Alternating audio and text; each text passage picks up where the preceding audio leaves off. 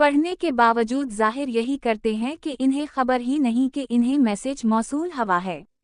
कोई आपके घर आता है तो भरे घर में आप देर से मिलने आते हैं कि मबादा आपकी इसकी निगाह में इज्जत कीमती होने से ना रह जाए।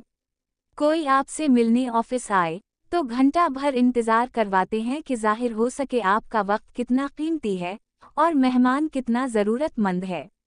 आप शाम गए तक दफ्तर में मक्खियां मारना पसंद करते हैं मगर देर से घर लौटने को बेहतरीन ख्याल करते हैं कि घर वाले ये समझते रहें आप बहुत मसरूफ़ हैं।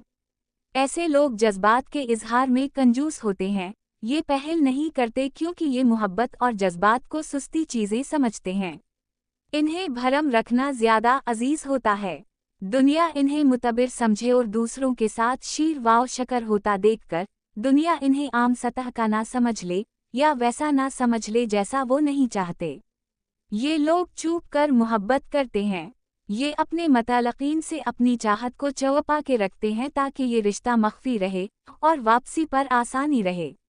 ये अपने महबूब को इंतज़ार करवाते हैं और उनके राब्ते की कोशिश की हौसला शकनी करते हैं। इस तर्ज अमल को भरम कायम रखना कहते हैं। ऐसे लोगों को दूसरों के जज्बात से ज़्यादा अपना आप अजीज होता है। काम पड़े तो दौड़े चले आते हैं, वरना आंखें फेर लेते हैं। खुद कॉल करें और आप ना उठाएं या उनके मैसेज का फ़ौरन जवाब ना दे पाएं तो एहतजाज करते हैं और कहते हैं कि इतनी देर क्यों की।